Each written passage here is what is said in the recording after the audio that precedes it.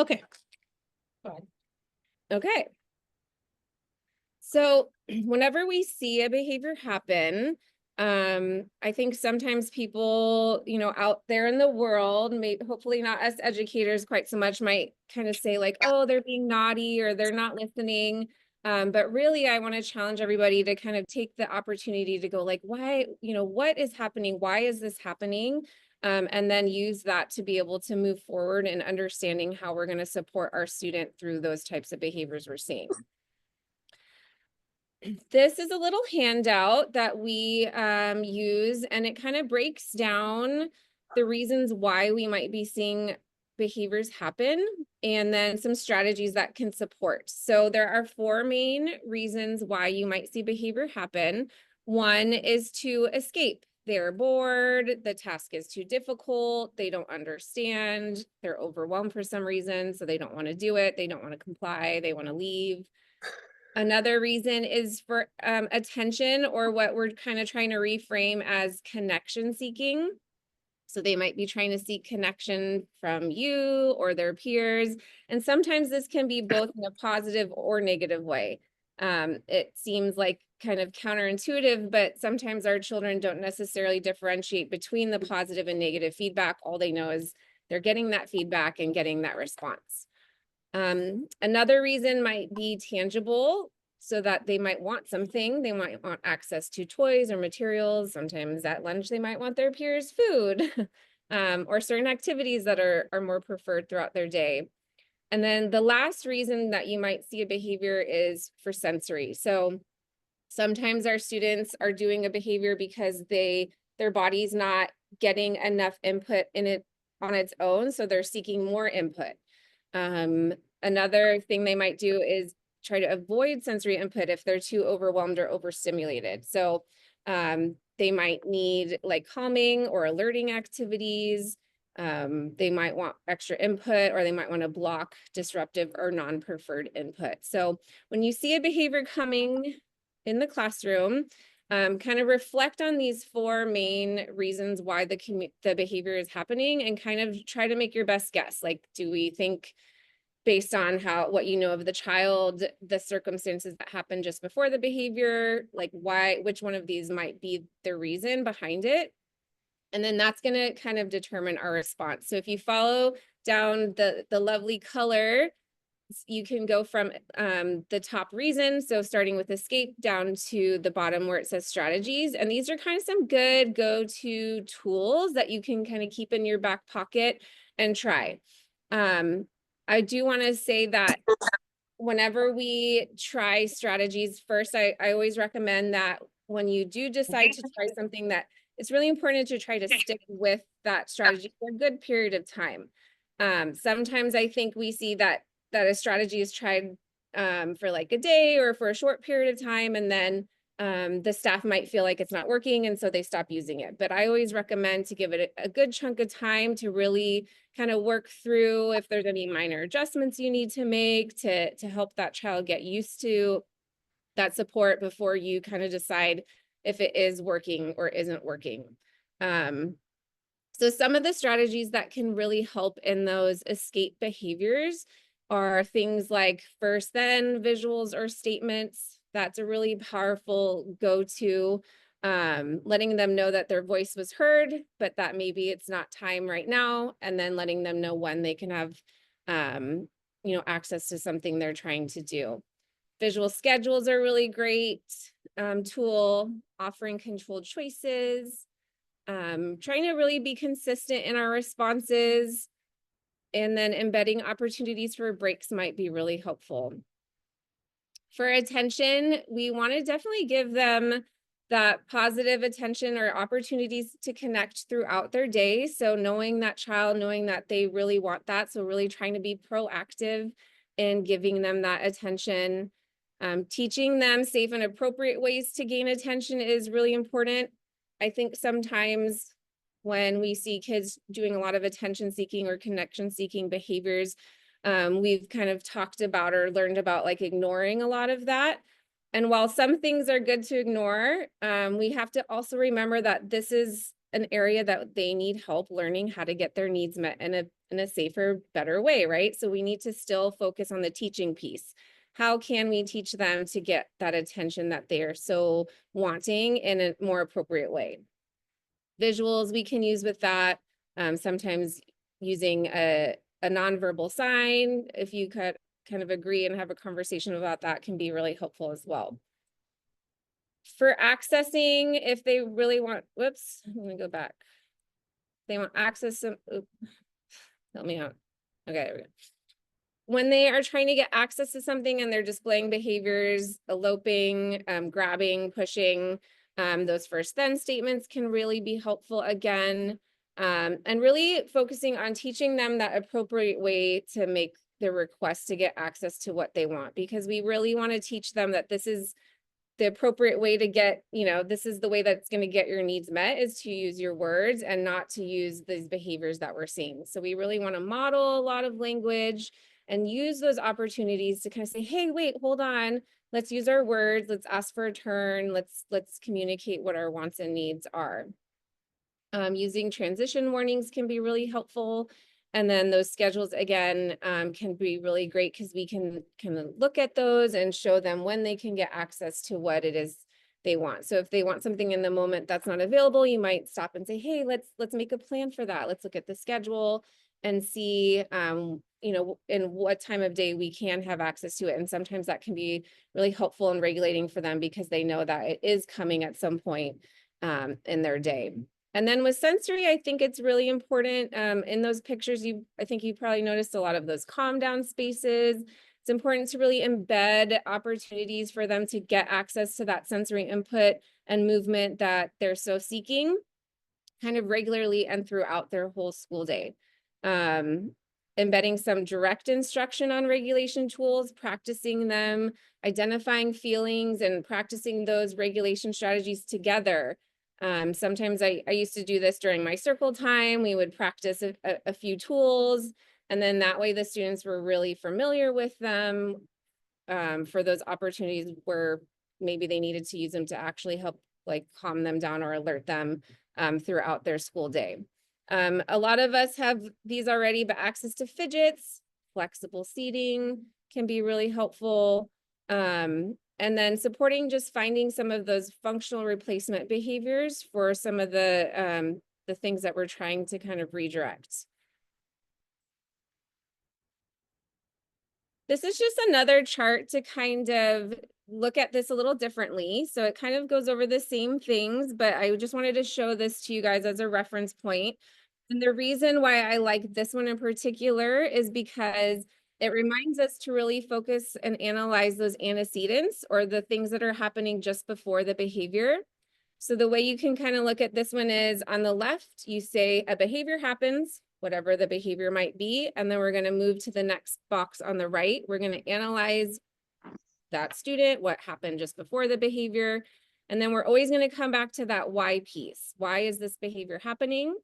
And we have our 4 functions that we just went over here. And if you hypothesize that perhaps it's escape, you would then move again to the column to the right to determine a possible response. And then it always ends with kind of analyzing our environment. So always coming back after a behavior happens, thinking, is there something I can adjust in my environment for tomorrow to set up our student for success?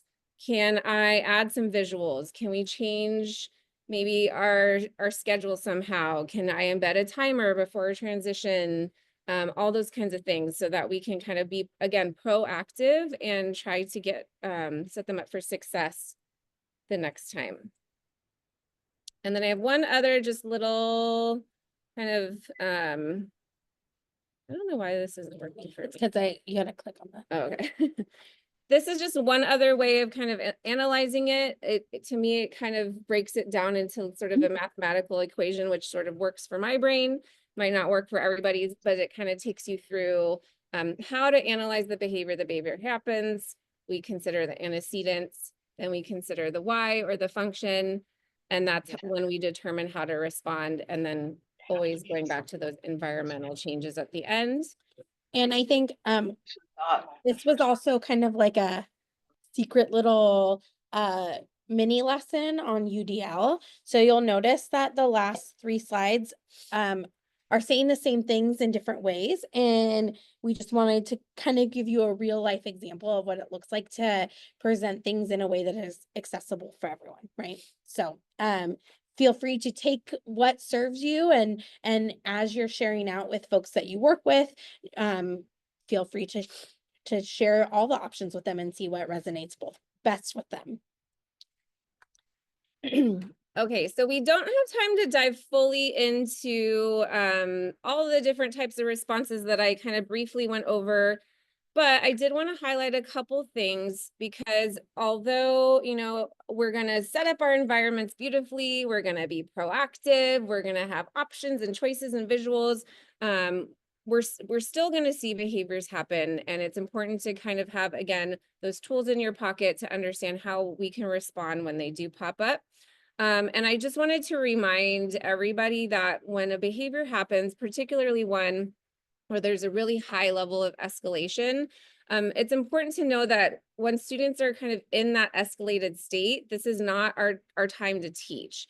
Our priority is to help them calm down.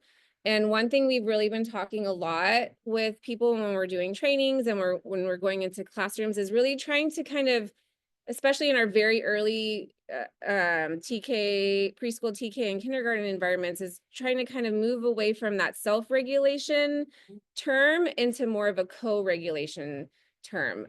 It's really age appropriate for kids to need to co-regulate. And so, you know, sending them over to the calm down corner by themselves isn't always gonna be the thing that does it. We have to be in there modeling, supporting them, participating in that. So maybe we're modeling deep breaths, maybe we're counting, maybe we bring over a timer or a stand timer for them to watch to help them calm down.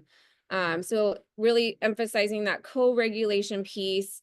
And then also just knowing that this, again, isn't really a time to be giving them a lot of verbal feedback. We'd like to use more visuals, gestures, modeling, until we start to see that de-escalation. And when they get back to what we call more of that baseline behavior, that calm, ready to learn behavior, that's the time where we can kind of reflect and revisit what happened and maybe talk about some ways to support them in preventing it from happening again the next time. This is a nice little visual of the brain. And the reason why I'm showing this is to kind of break down, some of you may have heard it broken down this way, where we have the upstairs brain and the downstairs brain. The upstairs brain is really where we have our thinking and reasoning abilities, our problem solving abilities, and our planning. And this part of the brain, as we know, is under construction until we're in our mid-20s. So it's really developing, especially for our youngest learners. And when we do see behaviors happen, that upstairs brain is kind of shutting down. It's not accessible. They're living in their downstairs brain. So again, when they're escalated, when they're having a behavior, that's really not a time to try to think and reason and problem solve with them because they don't have access to that, right? They're living in that downstairs brain where they're reactive, they're sensory processing, they're focused on safety.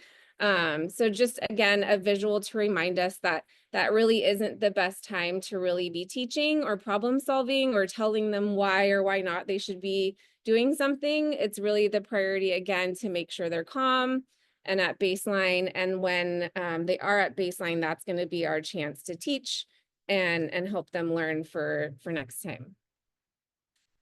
You mind taking that? Yep, no. Okay. So this is something that Nicole used in her classroom, and is just a good reminder that the best first way to support behavior is through connection. And part of how we can provide that connection is by being an excited adult. So you'll have access to this slide deck, but it's a nice reminder of how we can show up for our students. Just a few like quick takeaways, like this is kind of your bullet point, abridged version of what you can walk away with. Things that will really help decrease overall the behaviors that are happening in your classroom.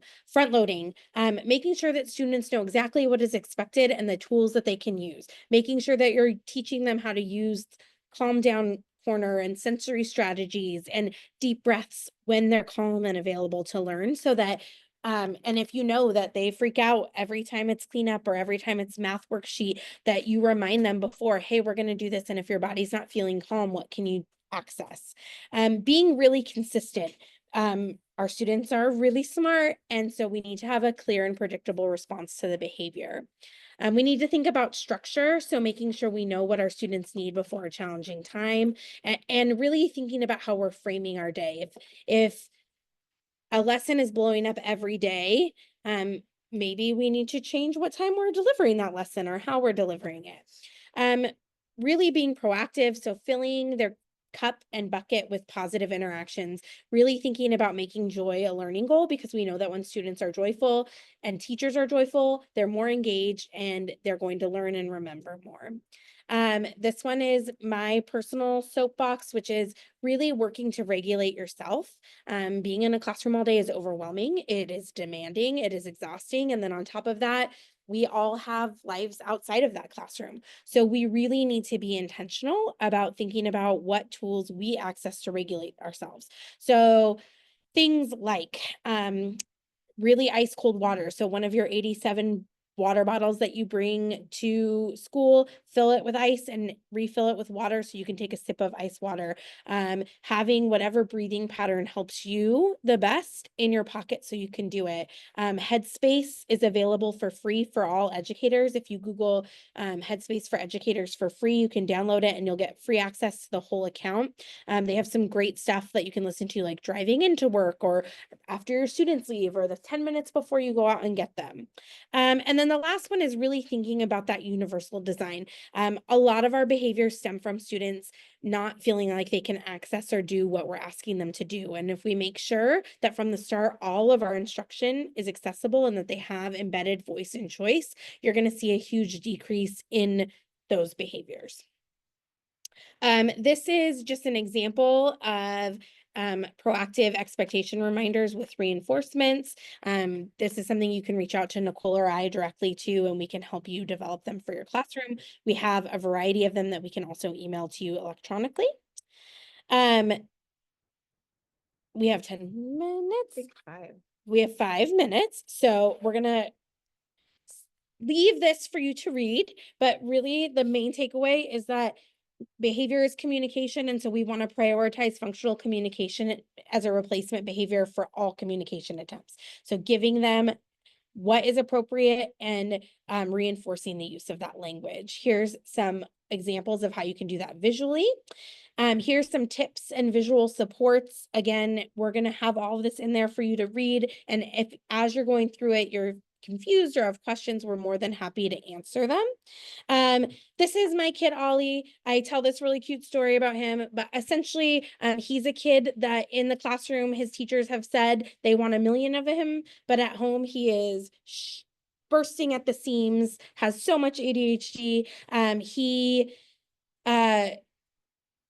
holds it together in school all day and doesn't absorb any of the information coming at him when it's delivered in whole group instruction, because he's taking all of his energy to hold it together. And so this is just a reminder that these tools and strategies and thoughts are not just important for our students that are disruptive, but there are students that are missing out on instruction. And there's a reason why students all of a sudden who looked like they could do it start struggling in 2nd and 3rd grade. And I think part of that is our students are kind of holding it all together and getting by just enough, but they're not actually engaging and learning with instruction because they're spending all of their mental energy trying to look how we're asking them to look.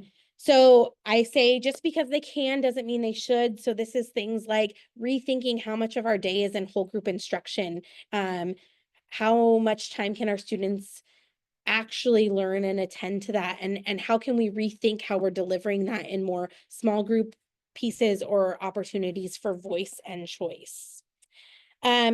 the neurodiversity movement specifically is about kids that grew up and went through social thinking and ABA therapy and are now young adults. And they're telling us, you know what, that was harmful for us. We learned how to mask, but we didn't learn how to engage, or we felt shame about ourselves. And sure, I might have either I was in trouble all the time for not having whole body listening, or I held it all together, but I felt like myself, not like myself, and that causes depression and anxiety. And so these are interactive links. You can click on them for the new poster, but it's really the idea of whole body listening is not just your eyes are looking, your ears are listening, but we all use each of our body parts in different ways for us to learn. So some of us might take notes. Some of us are cameras on, some of us are cameras off. Some people type their notes, some people write their notes.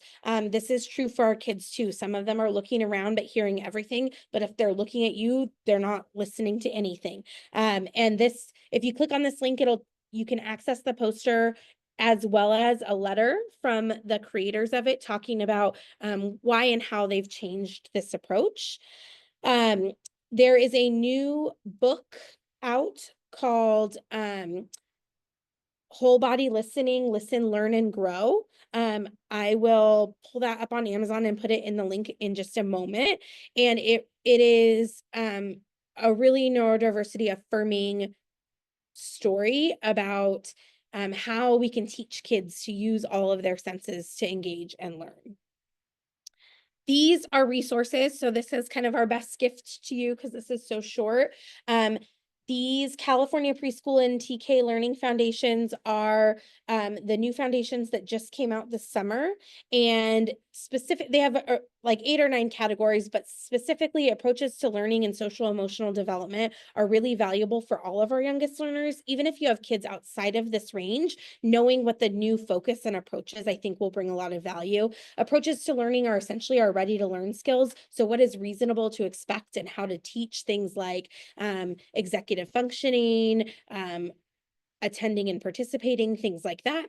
PK through 3 alignment is really some of that bigger work that's happening across what's happening in thinking about early childhood as this chunk. This is an essay on play-based learning. This is a much longer version of this presentation that kind of has a lot more visuals and examples of some of those behavior supports that we've talked about. So if you're interested in those, you have access to that. You can look at them and reach out to us for any questions that you might have. This is that whole body learning place. This is, oh, I already put the link in there. The Listen, Learn, and Grow book. This is some more stuff on neurodiversity.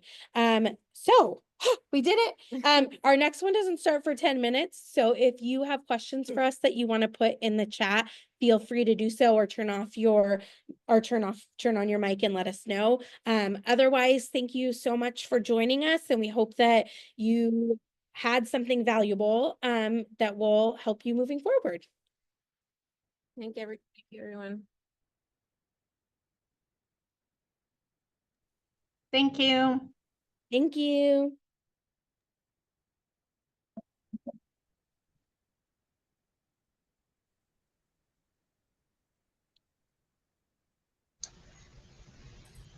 Hi, Heather. Hi. We were wondering, are you guys going to be sending this information so we can click on all those great resources?